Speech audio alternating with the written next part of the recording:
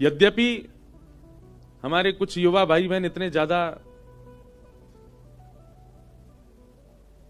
प्रभावग्रस्त हो जाते हैं कि ऐसे इलाकों को दूषित करने में कोई कमी नहीं छोड़ते। ऋषिकेश में भी कुछ इलाके ऐसे हैं देखने में आते हैं जहां पर कलयुग का प्रभाव भी होता है, पर फिर भी यहां पर सकारात्मक ऊर्जाओं का इतना ज्यादा तत्व है कि फिर भी नकारात्मक ऊर्जा कमी घटी ही रहती है, उतनी बढ़ नहीं पाती। बड़े बड़े शहरों में आप जाएंगे वहां नकारात्मक ऊर्जाएं बहुत ज्यादा होती हैं, तो कथा भागवत होती भी है तो उससे कोई विशेष फर्क पड़ता नहीं लोगों पे, क्योंकि नकारात्मकताओं का जो भाव है वो बहुत अति ज्यादा होता है। पर ये ऋषिकेश भूमि जो है, यहां सकारात्मक ऊर्जा इतनी अधिक है कि नकारात्मक ऊर्जा उतनी ज्यादा प्रभाव कर नहीं पाती। कोशिश तो लोग करते हैं यहां पर भी। तो ये अद्भुत स्थान है जहां हम लोग बैठे हैं, परम सौभाग्य। और आज ठाकुर जी का मंगल जन्मोत्सव हम आप सब लोग मनाने के लिए एकत्रित हुए हैं कथा में। कल हम लोग बड़े भाव से सुन रहे थे, अब हम कथा क्रम में ही रहेंगे आज कि श्री शुकाचार्य जी महाराज ने परीक्षित जी को भागवत की कथा सुनाई। प्रश्न पूछा कि ये परीक्षित कौन है और ऐसा इन्होंने क्या किया कि इनको 7 दिन में मरने का श्राप लगा। तब बताया गया ये परीक्षित कौन है। यदा मृधे कौरव संजयानां वीरे स्वथो वीर गतिम गतेषु वृकोदरा विद्ध गदा विमर्श भृगुनोरुदंडे धृतराष्ट्रपुत्रे। हम सूक्ष्म में थोड़ा सा परिचय परीक्षित का दें। महाभारत का युद्ध विश्राम हो चला था, पांडव जीत गए थे, कौरव हारे गए। और कौरवों की हार का कारण सबको पता है, जंघा पर किया गया भीम के द्वारा प्रहार। दुर्योधन की जंघा पर प्रहार किया, दुर्योधन गिर पड़ा और महाभारत का युद्ध पांडव जीत गए। दुर्योधन ने इसका बदला लेने के लिए गुरुपुत्र अश्वत्थामा से कहा कि आप जाओ और सोते हुए पांडवों को मार दो। लेकिन भगवान रक्षक जिन पांडवों के हैं उनका कोई बाल बांका नहीं कर सकता। मेरा रक्षक सुदर्शन चक्रधारी है। ठाकुर जी जिसकी रक्षा स्वयं करते हैं उसको कोई कैसे मार सकता है। एक गौरैया पक्षी देखा आपने? एक पक्षी होता है, उसका नाम होता गौरैया। एक बड़ी सुंदर एक कथा मैंने कहीं पढ़ी थी कि गौरैया पक्षी समुद्र के तट पर एक वृक्ष पर उसका घोंसला था, वहां वो रहता था। और जो वृक्ष था वो एक मंदिर के परिसर में था, समुद्र के तट पर। तो गौरैया पक्षी ने अपना संपूर्ण जीवन मंदिर में जो भी प्रसाद आदि गिर जाता था या हवन आदि की सामग्रियां जो गिर जाती थी उन्हीं को पाकर के उसने अपना पूरा जीवन निकाला। कुछ समय बाद उसके छोटे छोटे अंडे हुए घोंसले में। गौरैया पक्षी जाता मंदिर परिसर में, कहीं कोई यज्ञ हो रहा होता, किसी व्यक्ति के हाथ से प्रसाद गिर जाता या लोग बाग दाना डाल देते तो मंदिर परिसर से ही इकट्ठा करके वो पाता था। छोटा सा पक्षी होता गौरैया। एक दिन ज्वार भाटा आया, प्रचंड ज्वार भाटा समुद्र में, और उस ज्वार के कारण घोंसला जो वृक्ष के ऊपर था वहां तक लहरें आ गई समुद्र की, और वो घोंसला लेकर के समुद्र भीतर चला गया। गौरैया पक्षी जब लौट करके आई तो उसने देखा कि मेरा घोंसला तो चला गया।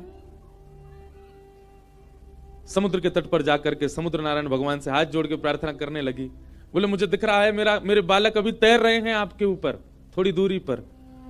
मैंने कुछ बुरा नहीं किया, कुछ गलत नहीं किया, मेरे मन में किसी के प्रति दुर्भाव नहीं है। हे समुद्र नारायण भगवान, आप साक्षात भगवान के स्वरूप हो, मेरी प्रार्थना स्वीकार कीजिए, मेरे घोंसले वापस लौटा दीजिए। मेरे बालक निर्दोष हैं, अभी उन्होंने जन्म भी नहीं लिया। तो गौरैया पक्षी के उस भाव को सुन गए, जिनके बालक डोल रहे ना बाहर, उनको खेलने तो दो, पर यूं के आओ थोड़ी शांति से है जाए। कोई के बालक नहीं है। मैया तेने खा ठानी मन में, बालक अपने छोड़ दिए वन में। अब बेचारी मैया यूं कह रही होगी मैं काय कोट के जाऊं, जगह तो बड़ी मुश्किल से मिली। तो गौरैया पक्षी जब समुद्र नारायण से प्रार्थना करने लगी और अपने भाव कहने लगी, तो वैसे तो समुद्र कभी प्रकट होते नहीं, पर आज प्रकट हो गए। और प्रकट होकर के समुद्र नारायण बोले हंसते हुए, गौरैया पक्षी, तुम मुझसे प्रार्थना तो ऐसे कर रही हो जैसे तुम्हारा कोई अस्तित्व है दुनिया में। तो गौरैया बोली मतलब? बोले जितने जीव पृथ्वी पर रहते हैं ना, उससे कई लाख गुना ज्यादा जीव मेरे अंदर रहते हैं। इस प्रचंड ब्रह्मांड में कोई तुम्हारी आवाज सुन भी रहा है? तुम्हारा कोई अस्तित्व है जो तुम प्रार्थना कर रही हो मुझसे? तो गौरैया पक्षी बोली, कहीं ना कहीं मेरे प्राण हैं और मैं जीवित हूं, इसका मतलब मेरा अस्तित्व है, मैं कह सकती हूं आपसे। समुद्र नारायण जोर से हंसने लगे, बोले राम जी प्रचंड सेना लेकर के आए थे, खूब प्रार्थना करी, तब भी मैंने मार्ग नहीं दिया। गौरैया बोली, तो अंत तो गत्वा क्या किया यह भी पूरी दुनिया को पता है, सेतु बना दिया आपके ऊपर। समुद्र बोले, सीधी बात है, मैं घोंसले वापस नहीं लौटाऊंगा, मेरा कोई स्तर है, मैं साक्षात ऐसे कोई चलता फिरता व्यक्ति नहीं, किसी की भी बात सुनकर के उसकी मनवांछित इच्छा पूरी करूंगा। मैं प्रचंड समुद्र हूं, इस पृथ्वी पर सबसे बड़ा राज्य मेरा है, और एक छोटे से पक्षी की बात सुनकर उसका घोंसला लौटाऊंगा मैं? गौरैया पक्षी बोली, आपको वैसे तो लौटा देना चाहिए, पर फिर भी आप जिद करेंगे तो फिर मैं भी जिद पे आ जाऊंगी। तो समुद्र नारायण और ऐसे, तुम जिद करके क्या करोगी? बोले मैं आपको सुखा दूंगी। समुद्र नारायण खूब हंसे, बोले अच्छा है, अपने अहम में ही रहो तुम जीवन भर, छोटी सी पक्षी, दिखती भी नहीं हो तुम, एक लहर में भीतर ले जाऊंगा और मुझसे कह रही हो मुझे सिखाओगी? गौरैया बोली, हाँ मैं सुखा दूंगी। कैसे सुखाओगी? तो गौरैया पक्षी जावे, छोटी सी वो पक्षा, छोटा सा वो पक्षी, इतनी सी उसकी चोंच, फिर वहां खला के फिर लौट के आ जाए। समुद्र नारायण हंसने लगे, बोले लगे रहो, बहुत बढ़िया, ऐसी जीवन निकल जाए तुम्हारा। बोले जितना तुम अपनी चोंच में भर रही हो ना, उससे करोड़ टन ज्यादा जल हर प्रतिक्षण मेरे अंदर आ रहा है, नदियों का। कोई फायदा नहीं है, कोई अस्तित्व नहीं है इसका। गौरैया बोली, चाहे कुछ ना हो, पर मैं तुमको सुखा के मानूंगी। समुद्र नारायण बोले, लगे रहो, हम जाते हैं। समुद्र प्रस्थान कर गए, और गौरैया लगी अपनी चोंच में भरे जल, फिर दूर जाके फिर खलावे, फिर लौट के आवे, फिर भरे जल, फिर दूर जाके खला के फिर आवे। उस पक्षी को देख करके गौरैया पक्षी जो समाज था ना, सब में चर्चा होने लगी, और सब आपस में सोचने लगे, हमारी प्रजाति की छोटी सी पक्षी, इसने कितना बड़ा बेड़ा उठाया समुद्र को सुखाने का, जो कि असंभव है, पर अपने हक के लिए लड़ रही है, हमें इसका साथ देना चाहिए। 2-3 दिन बाद देखते देखते 1 से 2, 2 से 200, 200 से 2 लाख, 2 लाख से 2 करोड़ गौरैया पक्षी हो गए। वहां विश्व भर के जितने पक्षी थे सब आ गए, सब अपनी चोंच में समुद्र का जल भरें और जाकर के खिला दें। समुद्र और हंसने लगे, बोले वाह, कर लो आप लोग अपना प्रयास। पृथ्वी पर जितने गौरैया पक्षी हैं सब आ गए समुद्र को खिलाने के लिए, लेकिन फिर भी कोई समुद्र पर फर्क तो पड़ना नहीं था। गौरैया पक्षी के इस प्रयास को देख करके अन्य पक्षी समाज ने भी विचार किया कि हैं तो ये भी पक्षी, हम भी पक्षी, हमें इनका साथ देना चाहिए। तो तोताओं का समाज, कबूतरों का समाज और जितने भी उड़ने वाले पक्षी हैं सब अपने अपने परिवार और समाज को लेकर के आ गए, और सब लगे चोंच में जल भरे और ले जाके दूर खला में करोड़ों अरबों खरबों की तादाद में पक्षी अपनी चोंच में जल भर भर के ले जा रहे हैं और दूर खिला रहे हैं। नारद जी पृथ्वी पर आए, बोले भैया ये क्या कर रहे हो आप लोग? बोले समुद्र को सुखा रहे हैं। नारद जी भी हंस रहे, बोले ये हो सकता है कभी? कभी नहीं हो सकता, समुद्र को कोई नहीं खिला सकता, कोई नहीं सुखा सकता। तब पूरी कथा नारद जी को बताई। बोले हम जानते हैं कि हम समुद्र को नहीं सुखा सकते, पर समुद्र का अहंकार हमको तोड़ना है, हम लगे, हम भले अपने प्राण त्याग दें, पर पीछे नहीं हटेंगे, करेंगे। नारद जी ने जब पूरी बात सुनी कि इस प्रकार गौरैया पक्षी के घोंसले ले गए, और फिर समुद्र ने अहंकार में कहा कि तुम्हारा कोई अस्तित्व थोड़ी है, तुम्हारे लिए मैं घोंसले वापस थोड़ी करूंगा। जब प्रकट हो ही गए थे तो दे देने थे, लेकिन समुद्र ने अभिमान किया, जिसकी वजह से सारे पक्षी लगे उसको सुखाने में। नारद जी महाराज बोले यदि मैं इनकी सहायता कर दूं तो यह काम संभव हो सकता है। नारद जी सीधे भगवान के पास नहीं गए, मन में विचार किया कि भगवान के परिकर में पक्षी कौन है। भगवान के परिकर में पक्षी हैं श्री गरुण राज, गरुण देव। गरुण जी के पास गए, बोले कि महाराज ये सारे पक्षी आपके अंश हैं और ये सब लगे आप यहां बैठ करके आनंद कर रहे हो। गरुण जी बोले मुझे समाचार तो मिला लेकिन इससे कुछ होना नहीं है, तो क्या करें? बोले क्यों नहीं होना? तुम ब्रह्मांड नायक को अपनी पीठ पर लेकर के चलते हो, क्या समुद्र के अहम को नष्ट करने के लिए तुम कुछ करवा नहीं सकते? गरुण जी भी सोच में पड़ गए। रात्रि में ठाकुर जी के पास गए, भगवान श्रीमन नारायण पौड़े थे और गरुण जी ने जाकर के बताया इस प्रकार पक्षी समाज लगा है समुद्र को सुखाने। भगवान बोले हो तो सकता नहीं है, ये समुद्र कैसे सूखेगा? बोले ठाकुर जी आप जो चाह जाएं वो सब हो जाएगा। हम ये नहीं चाहते कि समुद्र सूखे, पर समुद्र का अहम नष्ट होना चाहिए। एक गौरैया पक्षी को उसने कैसे कह दिया कि तुम्हारा कोई अस्तित्व नहीं है? गरुण जी की बात सुनकर के ठाकुर जी भी बोले तो फिर क्या करना चाहिए बताओ? बोले नाथ आप यदि विचार मन बना लें केवल कि पक्षियों का मुझे संग करना है, अपने आप सब काम हो जाएगा। ठाकुर जी ने तुरंत अपने सुदर्शन जी को आज्ञा की, जाइए और 12 सूर्य के समान प्रकाशित होकर के समुद्र को तपाना प्रारंभ। एक सूर्य की तपन से समुद्र उड़ करके बादल बन जाता है। कहीं आकाश में 12 सूर्य 12 सूर्य प्रकट हो गए तो समुद्र को सूखने में देर नहीं लगेगी। सुदर्शन चक्र जी ने भगवान के हस्त कमल से प्रस्थान करके और इतनी द्रुत गति से अपने चक्र को घुमाया कि 12 सूर्यों के समान तेज प्रकट हो गया और घूमने के कारण उनसे निकलने वाला जो हवा का वेग था वो इतना तीव्र था कि वो पृथ्वी को भी उछाल सकते थे।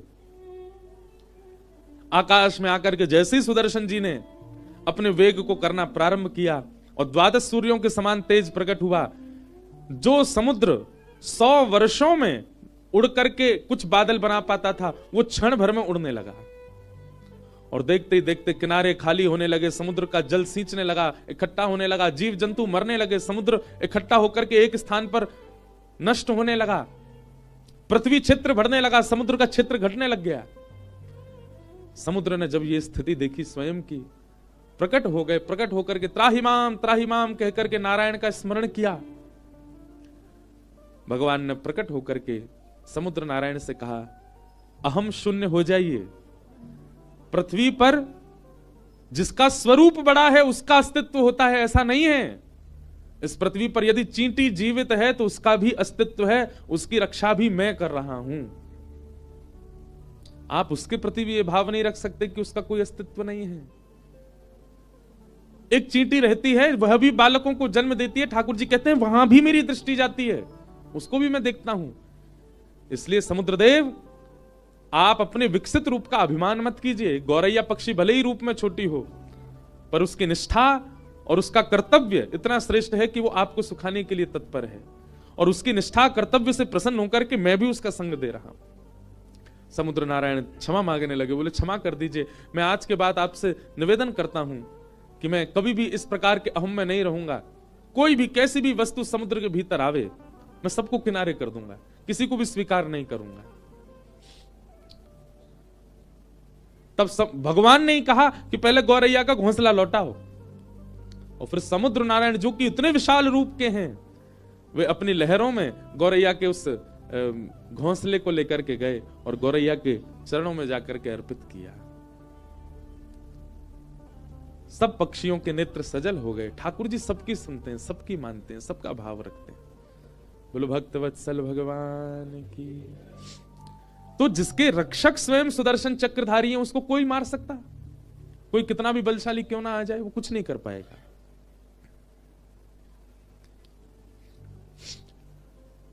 सोते हुए 5 पांडवों को मारने के लिए अश्वत्थामा गए, पर भगवान पांडवों को लेकर के कहीं और चले गए। द्रौपदी के 5 पुत्र मार दिए। अश्वत्थामा पकड़ा गया और अश्वत्थामा को मारने के लिए अर्जुन ने जब सबके सामने प्रस्तुत किया तो द्रौपदी ने अश्वत्थामा को मुक्त करने के लिए आज्ञा की, निवेदन किया। भगवान ने द्रौपदी के इस दया भाव को देखकर के द्रौपदी को नाम दिया कृष्णा। अश्वत्थामा ने अपनी मृत्यु का बदला लेने के लिए, अपने ऊपर हुए अपमान का बदला लेने के लिए ब्रह्मास्त्र छोड़ दिया।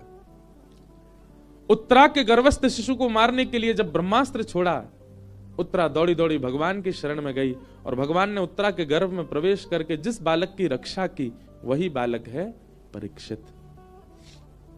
हमारे पूज्य गुरुदेव भगवान एक बहुत सुंदर बात कहते हैं कि भगवान ने गर्भ में जाकर के परीक्षित की रक्षा की। ऐसा कौन सा गुण है परीक्षित में जिसके लिए ठाकुर जी ने उसकी रक्षा की? पूज्य पिताजी महाराज के गुरुदेव श्री रामानुज गुरु जी एक जगह लिखते हैं कि ठाकुर जी ने देखा इस बालक में कोई गुण हो चाहे ना हो, परंतु भविष्य में चलकर के ये मेरी कथा का श्रोता बनेगा, मुख्य श्रोता बनेगा। इसलिए ठाकुर जी ने गर्भ में प्रवेश करके परीक्षित की रक्षा की। आप सब लोग विचार कीजिए, श्रवण करने वाला, सत्संग करने वाला ठाकुर जी को कितना प्रिय होता है। परीक्षित ने और कुछ नहीं किया। आप संपूर्ण परीक्षित का चरित्र देखिए। परीक्षित ने एक सुदृढ़ राज्य में रहकर के राज शासन किया जो कि पूर्व से ही व्यवस्थित था, उसको कुछ व्यवस्था करनी नहीं पड़ी। क्यों भगवान ने परीक्षित को बचाया? क्या कारण था परीक्षित की रक्षा का? क्योंकि कहीं ना कहीं ठाकुर जी जानते हैं कि वो कथा का श्रोता है। उसके कथा श्रवण करने से करोड़ों जनमानस को कथा श्रवण करने को मिलेगी, इसलिए ठाकुर जी ने उसकी रक्षा की। बंधुओं, इस बात को सुनकर के कभी कभी मुझे ऐसा अनुभव होता है, आपको भी होना चाहिए। हम अपने जीवन में कई ऐसी परिस्थितियों से बचकर के आए जहां हमारी मृत्यु सामने खड़ी थी। मैंने भी अपने 27 वर्ष के जीवन में कई ऐसे अनुभव किए हैं कि जहां मृत्यु सामने थी पर ठाकुर जी ने रक्षा की। उस समय तो ऐसा लगा था कि मेरे पुण्यों ने मुझे बचा लिया होगा, या मेरे सत्कर्मों ने मुझे बचा लिया, या ठाकुर जी की मुझ पर कृपा है इसलिए मेरे प्राण रक्षा हो गई। परंतु इस कथा को कहते हुए आज मन में भाव आता है, ठाकुर जी ने कहीं ना कहीं रक्षा इसलिए की, इससे मुझे कईयों को कथा सुनवानी है, अभी कईयों को भक्ति मार्ग दिलाना है। अभी आप सबकी भी रक्षा इसीलिए हो रही होगी, यजमानों की रक्षा भी इसीलिए हो रही होगी। ठाकुर जी मन में विचार करते होंगे, इनके यजमानत्व में कथा में इतने लोग कथा सुनेंगे, कहीं ना कहीं इसकी रक्षा करो।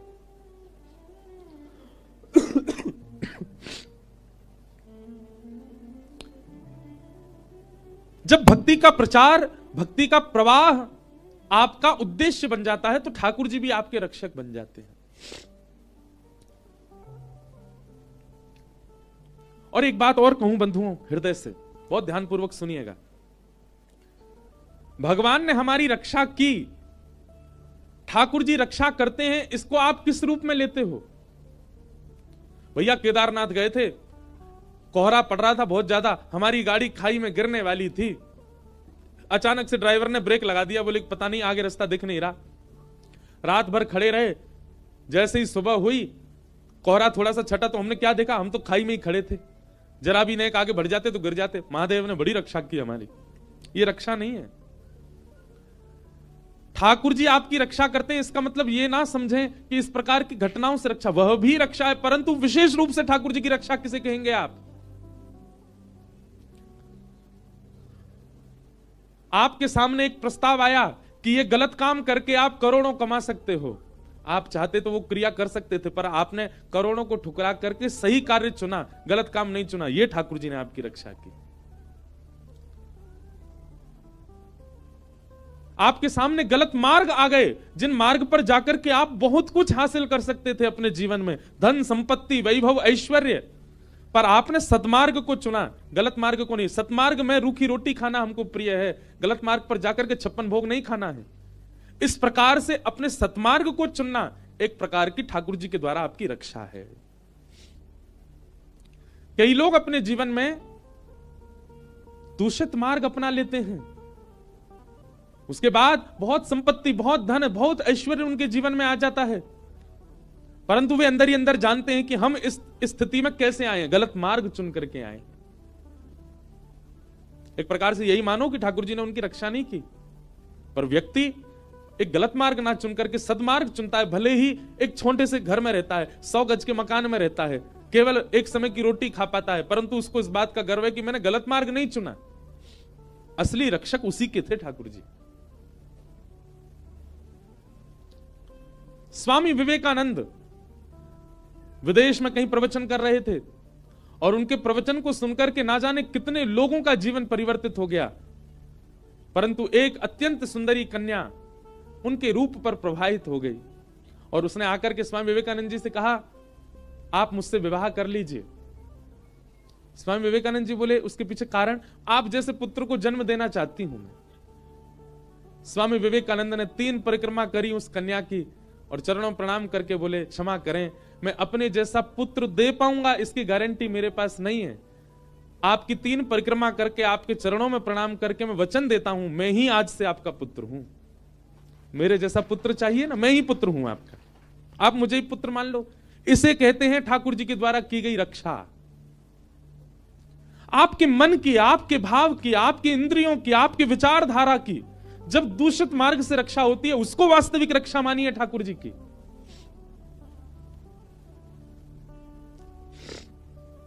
आपके सामने अवसर था कुछ गलत करने का, पर आपने फिर भी स्वयं को रोक लिया। ठाकुर जी आपकी रक्षा कर रहे हैं। आपके सामने अवसर आया और उस अवसर को जान आपने विचार किया, कोई देख तो रहा नहीं है, कर लो। समझ जाना ठाकुर जी की दृष्टि नहीं है आपके पास, इसलिए आप उस क्रिया को करने में सक्षम थे। भगवान ने परीक्षित की रक्षा की, कुंती ने भगवान की स्तुति गाई और कुंती की स्तुति स्तवन के बाद ठाकुर जी बोले, अब मैं द्वारिका जा रहा हूं भैया, महाभारत युद्ध हो गया, परीक्षित की रक्षा, बालक की रक्षा हो गई, सब कुछ हो गया, अब मैं वापस द्वारिका जा रहा हूं। और जैसे ही ठाकुर जी द्वारिका जाने के लिए प्रस्थान करने लगे, दूर खड़े हुए युधिष्ठिर रोने लगे। ठाकुर जी युधिष्ठिर के आंसू देख करके समझ गए कि मेरे जाने के गम से नहीं रो रहा है ये। एक होता है ना व्यक्ति कोई जा रहा है छोड़ के तो रोना आ जाए, पर नहीं, ठाकुर जी अश्रु बिंदुओं से ही समझ गए कि युधिष्ठिर मेरे जाने के गम से नहीं रो रहा है। तो फिर युधिष्ठिर रो क्यों रहा है? युधिष्ठिर इसलिए रो रहा है कि युधिष्ठिर को आत्मग्लानि हो रही है। मैंने महाभारत युद्ध में निर्दोषों को मार दिया, मैंने महाभारत युद्ध में गलत भाग ले लिया, मुझे महाभारत युद्ध नहीं करना चाहिए था, इसलिए युधिष्ठिर आत्मग्लानि में रो रहा है। ठाकुर जी समझ गए।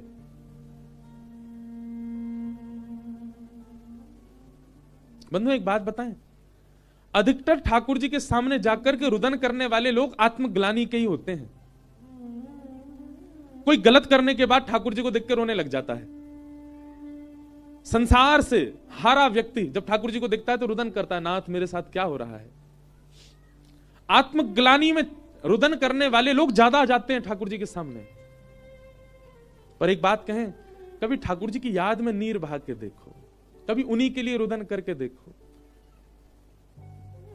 बंधुओं, जो आत्मग्लानि में रोते हैं ठाकुर जी के आगे कि मेरे साथ संसार ने धोखा दिया, मुझे लोग छोड़ के चले गए, या मेरे साथ ऐसा हुआ, आप उस समय ठाकुर जी के सामने खड़े होकर के रो करके ठाकुर जी को यह बता रहे हो कि आपसे बड़ा था संसार मेरे लिए। अरे उस समय यह विचार करो ना, सबने छोड़ दिया पर उनका द्वार तो अभी भी खुला है आपके लिए। एक सामान्य से व्यक्ति ने अपने ऊपर, आपके ऊपर से अपना हाथ हटा दिया, परंतु जगत नियंता जगदाधार तो अभी भी आपकी सुन रहा है, सामने खड़ा है, तो फिर रोना क्यों? आप रो शायद इसलिए रहे हो कि आपने संसार को ठाकुर जी से बड़ा माना था। कोई व्यक्ति आपको छोड़ करके चला गया, मतलब वो उस व्यक्ति के लिए रुदन ठाकुर जी के सामने जाके करके आप ठाकुर जी को यह बता रहे हो कि वो व्यक्ति बहुत बड़ा था आपके लिए, ठाकुर जी से बड़ा था।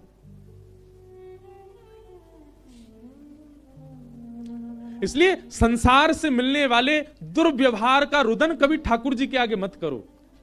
ठाकुर जी को कितनी पीड़ा होती होगी। ले या के सामने मैं खड़ा हूं, मेरा अस्तित्व नहीं है, मैंने याकू नहीं छोड़ो, वहां से याकू प्रसन्नता नहीं, एक सामान्य जीव याकू छोड़ के चलोगे, वाके का रो रहो मेरे आगे आके। संसार की आपत्ति विपत्तियां सब आपके जीवन में आएंगी जाएंगी, पर ठाकुर जी तो एक रूप एक रस रहते हैं, वो कभी नहीं छोड़ते।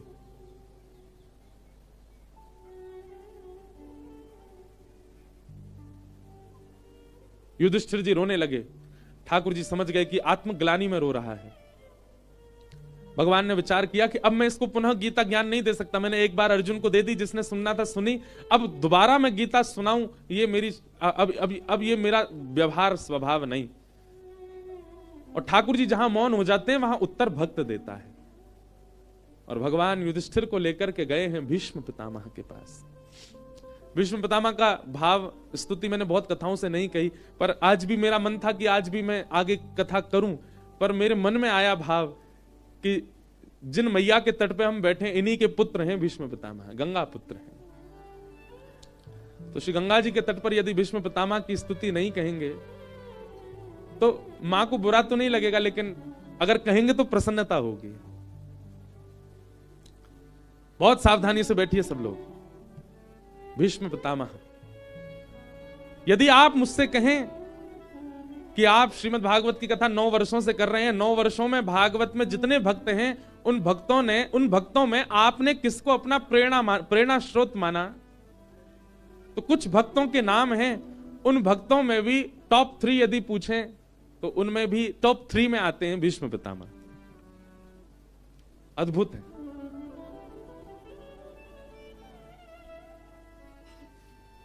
बहुत सावधानी से सुनिएगा। भीष्म पितामह बाणों की सैया पर लेटे हैं, परंतु उनके पिता के द्वारा मिला हुआ इच्छा मृत्यु का वरदान, जब तक तुम्हारी इच्छा नहीं होगी पितामह तुम मर नहीं सकते। उस मृत्यु के वरदान को कितने सही ढंग से प्रयोग लिया भीष्म पितामह ने। कैसे? मृत्यु सामने खड़ी है और उस मृत्यु देवी को भीष्म पितामह कहते हैं, हे मृत्यु देवी मेरा स्पर्श मत करना। कब तक? जब तक श्याम सुंदर द्वारिकाधीश मेरे सामने ना आ जाए।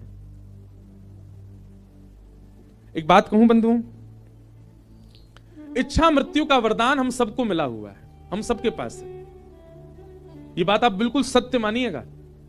इच्छा मृत्यु का वरदान मुझे भी मिला है, आपको भी, हम सबको इच्छा मृत्यु का वरदान मिला है, परंतु हमने कभी मृत्यु की इच्छा ही नहीं करी। साइलेंट कर लो भैया जिसका भी फोन बज रहा है।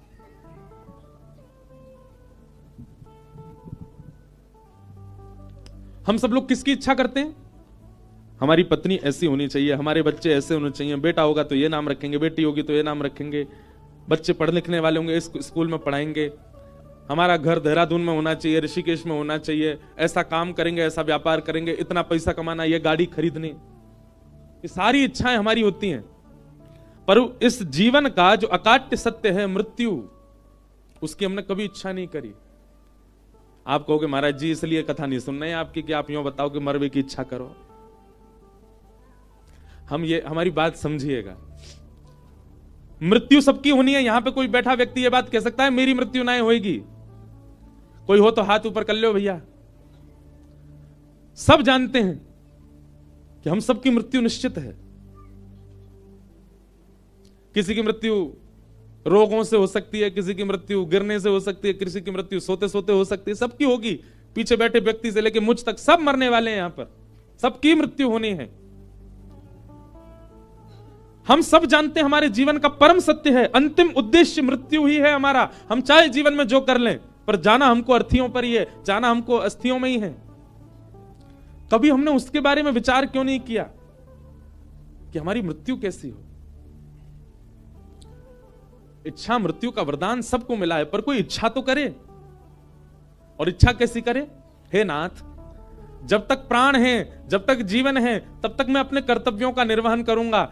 मैं जीवन में दुख भी सहूंगा, सुख भी सहूंगा, पीड़ा भी सहूंगा, आपत्ति भी सहूंगा।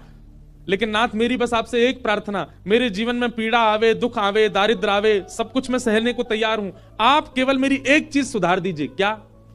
मेरी मृत्यु ऐसी होनी चाहिए। अपनी मृत्यु पहले विचार करो, कैसी मृत्यु चाहिए? हे नाथ, मेरी मृत्यु ऐसी हो कि जब मृत्यु काल आवे ना समीप, सबसे पहली बात तो मेरे अंदर यह आए कि मैं उस दिन भयभीत ही ना हूं, मुझे भय ना लगे, मैं निर्भीक रहूं, अत्यंत उत्साह में रहूं। और उस दिन या तो वृंदावन जाऊं, या तो अयोध्या जाऊं, या गंगा जी के तट पर जाऊं, कहीं भी श्रेष्ठ स्थान पर मैं जाऊं, वहां जाकर के आपका दर्शन करूं, संतों को प्रणाम करूं, सबको दान पुण्य करूं, सत्संग श्रवण करूं, सुंदर कथा श्रवण करके, माथे पर तिलक लगा करके, बढ़िया चंदन फोटा लगाए के, बढ़िया इत्र लगा करके, कीर्तन में खूब उछल उछल के नृत्य करूं, गंगा यमुना जल का पान करूं, संतों की शीत प्रसादी लेकर के गंगा तट पर, यमुना तट पर एकांत चित्त से बैठा हूं। तभी मेरी मृत्यु की घड़ी आ जाए और उस घड़ी में मेरे पास कोई ना हो, मैं अकेला एकांत में प्रसन्न मुद्रा में बैठा हूं और उसी समय मेरे इष्ट मेरे सामने प्रकट हो जाए, मैं उनका एक क्षण दर्शन करूं, एक क्षण उनके नेत्रों को, नासिका को, ग्रीवा को, गर्भ को, चरणार बिंदों का मैं दर्शन करूं और सर्वांगीण अंगों का दर्शन करते ही मेरे प्राण चले जाए। ऐसी इच्छा मृत्यु कितने भक्तों के विषय में आया, कितने संतों के विषय में आया कि उन्होंने इच्छा मृत्यु की और वैसी मृत्यु उनको प्राप्त हुई। इच्छा मृत्यु करने का मतलब यह नहीं कि मैं आज शाम को पधार जाऊं, नहीं। इच्छा मृत्यु का मतलब है जब भी मेरे प्राण निकले, मुझे नहीं पता कब निकलेंगे, जब निकले तो उस समय स्थिति ऐसी हो, उस समय का वातावरण ऐसा हो, उस समय का माहौल ऐसा हो, उस समय मेरे मन में यह चल रहा हो, मेरी बुद्धि में ऐसे विचारधाराएं हों, तब मेरे प्राण निकले। इतना तो कहना स्वामी जब प्राण तन से निकले, गोविंद नाम लेकर जब प्राण तन से निकले। मेरे मुख से गोविंद नाम निकले जब मेरे प्राण निकले नाथ। और उस समय कौन दिखाई दे? बेटा दिखाई दे, बेटी दिखाई दे, पत्नी दिखाई दे, बच्चे दिखे, कौन दिखे? कोई ना दिखे। ये सब संसार के लोगों को जीवन भर देखा मैंने, अंतिम समय में ये लोग ना दिखे मुझे तो कौन दिखे? पीतांबरी कसी हो, मुखड़े पे एक हंसी हो, छवि मन में ये बसी हो, जब प्राण तन से निकले। श्री गंगा जी का तट हो, यमुना का वंशी वट हो, मेरा सांवरा निकट हो, जब प्राण तन से निकले। उस समय जल्दी आना, जब मेरे प्राण निकल रहे हो नाथ, उस समय देर मत करना आप। अच्छा देखो, ऐसा भाव मांगने वाला व्यक्ति ये कहे ठाकुर जी से, जीवन भर कुछ नहीं मांगूंगा आपसे, आप चाहे कितना भी दुख दो, कितनी पीड़ा दो, सब छीन लो मुझसे, आपसे कोई मांग नहीं करूंगा मैं, बस एक ही मांग है मेरी, मेरे अंतिम श्वास में आना मेरे पास। उस समय जल्दी आना, नानाथ भूल जाना, और अकेले मत आना, श्री राधे को साथ लाना, जब प्राण तन से निकले। ऐसी इच्छा मृत्यु रखो।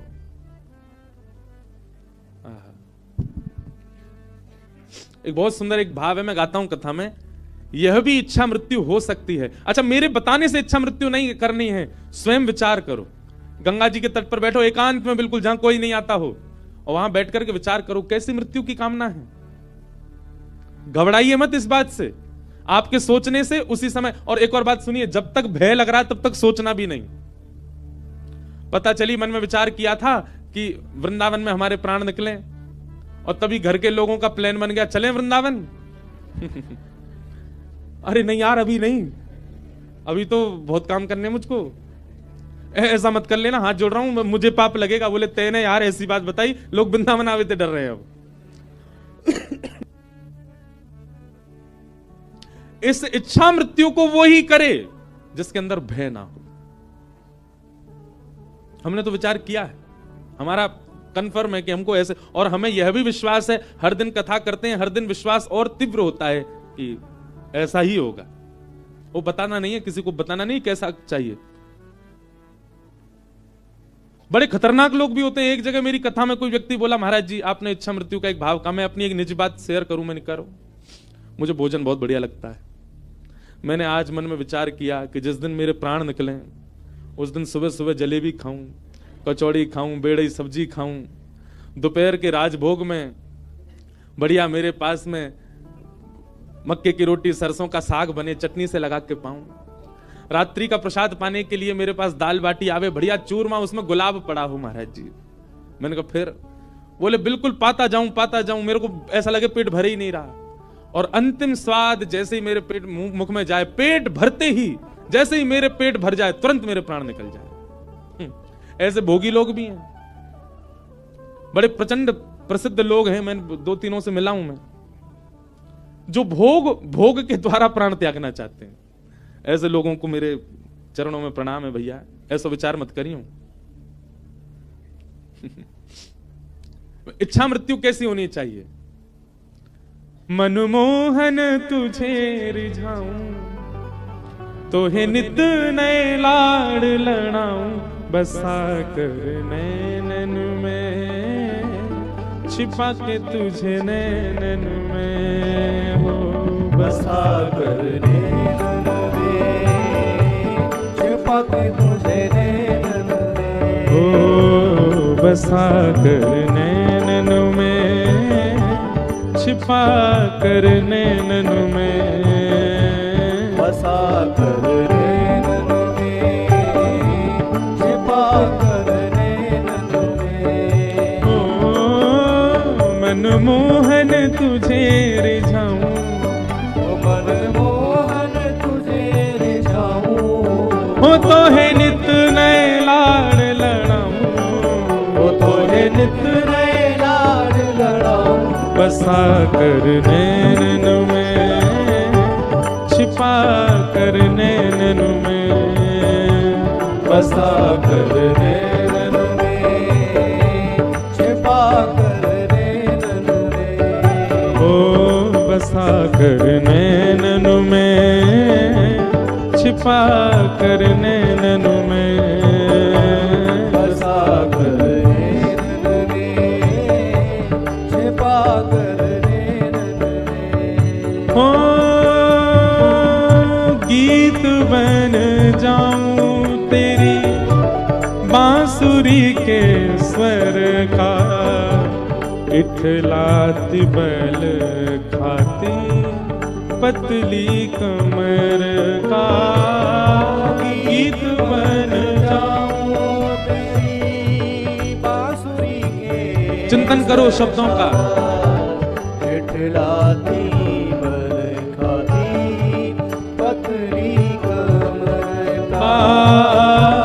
गीत बन जाऊं तेरी बांसुरी के स्वर का, इठलाती बल खाती पतली कमर का, गीत बन जाऊं तेरी बांसुरी के स्वर का, इठलाती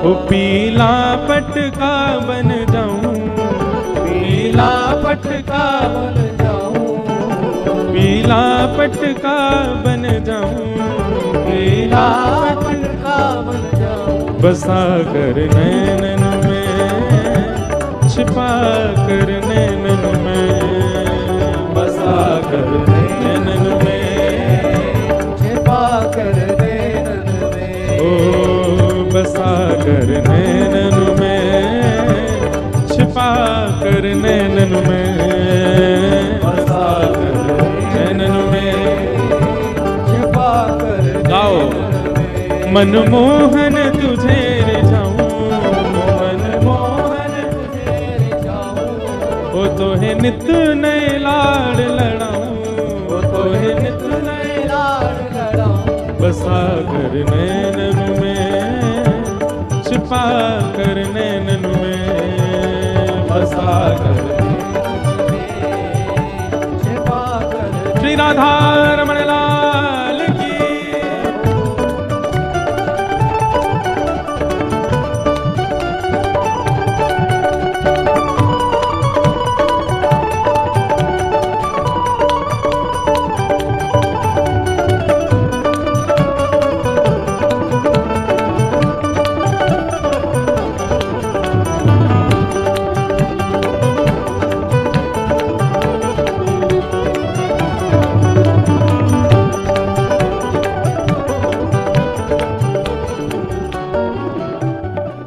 बात कहूं बंधुओं, आप कहोगे महाराज जी आप ऐसी बात कर रहे हो कि हम ठाकुर जी के पटका बन जाएं, ठाकुर जी के बांसुरी का स्वर बन जाएं, ये सब तो निर्जीव होते हैं, इनमें कोई प्राण थोड़ी होते हैं।